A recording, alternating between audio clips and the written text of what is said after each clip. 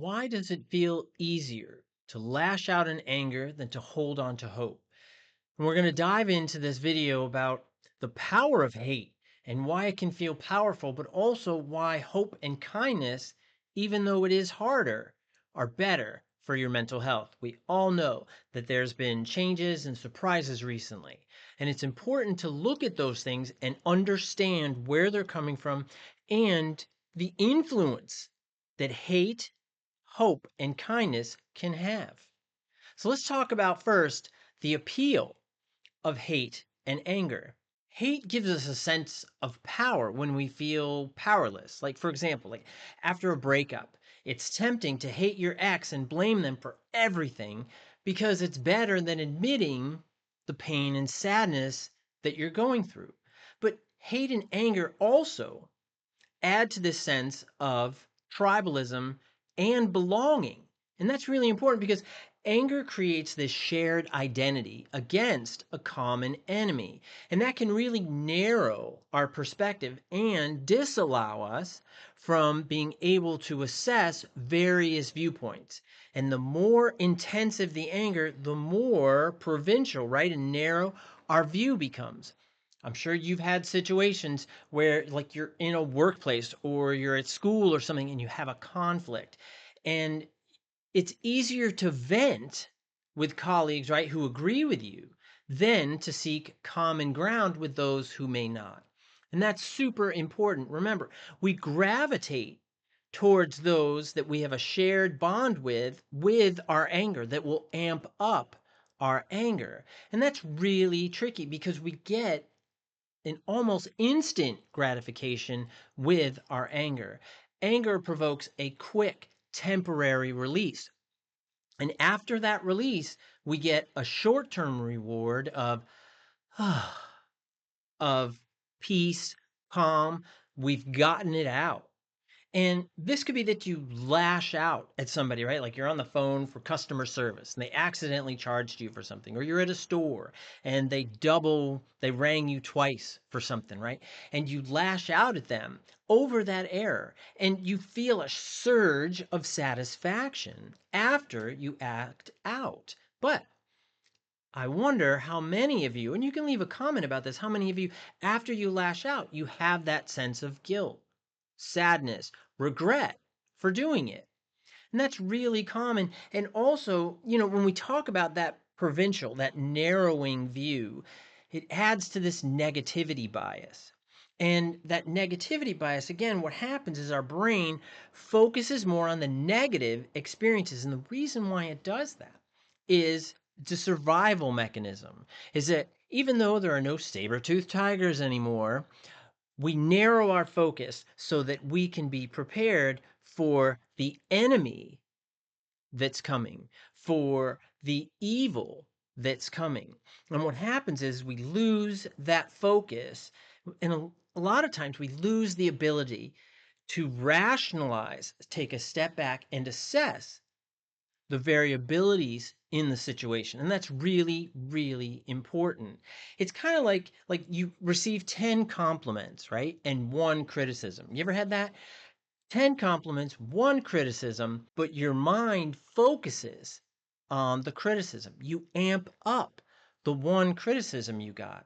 And a lot of times people do that in their head, right? Is that you ignore the 10 compliments, but that one error, that one mistake. And that is the negativity bias. It's because we over focus on the negative. And there are systems out there and there are individuals and there are circumstances that people focus on it and they amp it up to their own advantage. And let's also talk about the challenge of hope and kindness. A lot of times, the challenge of hope and kindness can rest in this fear of vulnerability. Hope and kindness, it requires us to open up emotionally, which can feel risky, right? Because it's kind of scary because we have this false belief that if I embrace hope and kindness, then I'm letting my guard down. It's like you want to forgive a friend who hurt you, right? Something she said, something she did, could be something he left or something he didn't, whatever it may be. But it feels safer to hold the grudge than risk being let down again. And remember, it does that. It's that negativity bias coming back in. And it's the amplification of that need for security. It's that, well, I'm not going to let them do that to me again. I'm not going to let them do it. And it gets you amped. And we got to be careful because the more amped you are, the more it decreases your ability to exercise hope and kindness. Also, hope and kindness, it does require a degree of delayed gratification.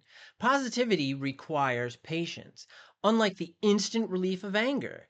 Like it's easier to quit a difficult project, homework assignment, work task, helping kids with building something from IKEA, right? For example, whatever it may be. But it's easier to be like, forget it. I'm not doing it than it is to persevere. And you know, we can really lose that sense of stick to itiveness, perseverance, because it's that anger that pulls us away. And it continues to pull us away, which adds to the difficulty and complexity of the situation. And it increases the probability of anger and anger responses. And, another challenge with hope and kindness is it's this internalized negativity. Now, past experiences make it harder to trust hope and kindness. Absolutely. We've all had difficult, sometimes exceptionally painful or traumatic past experiences. Absolutely. What happens is that we recognize that those past experiences, it does amp up our hypervigilance. It does amp up our tendency to be on the lookout, but also to respond in an angry way, to try to resolve the anxiety, the fear that often comes with past trauma and internalized negativity. For example, like if you grew up, right, in a very critical environment, right? They're ragging on you all the time, making you feel bad, stuff like that. You may automatically assume people have bad intentions, that they're out to hurt you, even when they're being kind. You're like, I'm not trusting that. No way, man. You're full of it. You're full of it.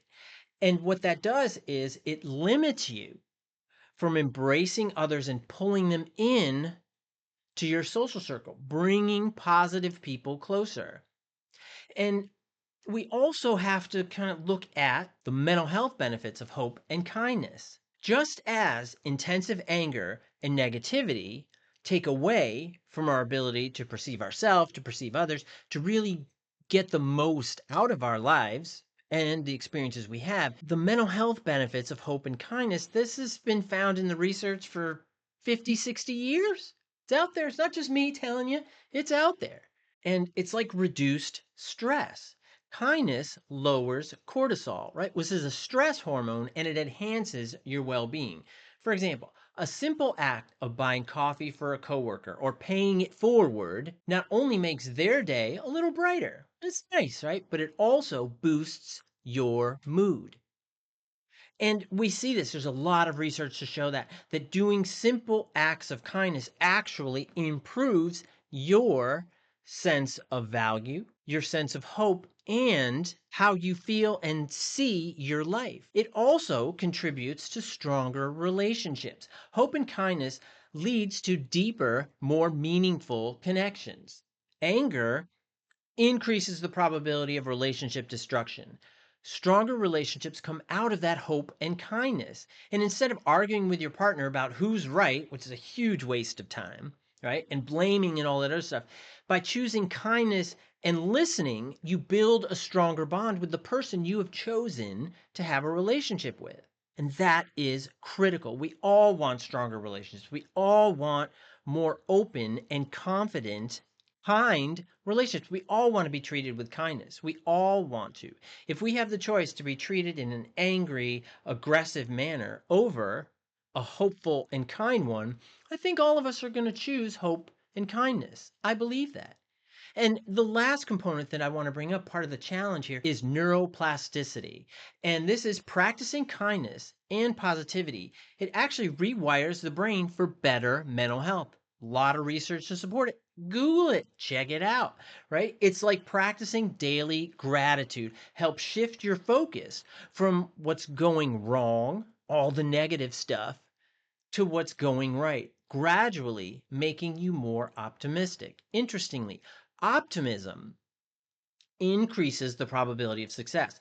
Optimism increases the likelihood that you are going to build your emotional intelligence, providing yourself opportunities to do things differently. Embracing the hate, embracing the negative takes that away from you. And there's a lot of systems and individuals and things like that that want to amplify that in you to their benefit. Now, let's talk about cultivating hope and kindness. Now, the way to do this first, you got to pause and reflect. You got to slow down. Notice when you're drawn to anger. Notice that if that person double charged you, you can just say, oh, hey, you know what? I noticed that you double charged me. Don't internalize it and say, hey, I know you're trying to take advantage of me. I know you're trying to trick me. I know, da da da. Easy, easy, easy. Hold on. Notice, right? Being drawn to that and ask why. Why am I getting so upset? Just simply and politely ask. Particularly, and here's a great example, before you send an angry email, take a moment to breathe and reconsider your response. Be careful with that stuff. Emails, responses online, stuff like that. Recognize that everything we put out into the internet ether, so to speak, it can easily be circled back to us. We've heard so many stories about people 10 years ago. They put something on Twitter and then they lost their job because of it, or they did this or did that, or whatever it may be. Pause and reflect. You got to slow down. Don't let anger drive you. Otherwise, you're going to drive off the cliff. You're going to Thelma and Louise it. Don't do that. Good movie, but you don't want to do that in real life. You want to reframe your negative thoughts. Now, you got to replace those negative thoughts with kinder alternatives. And man, this is hard. And I'm telling you, from a psychologist who specializes in personality disorders, this is tough because so many people have these internalized patterns, maladaptive beliefs, behaviors, and patterns that drive them to embrace those default automatic negative thoughts. And because of their past experiences, those negative thoughts really gives the false belief that it makes them safer. But in reality, what it does is it limits opportunities to do their life differently. And that's the key. We have to go from maladaptive thoughts, beliefs, behaviors, and patterns to adaptive ones that help you go forward, that help you stay the course, stay strong, and embrace that hope and kindness.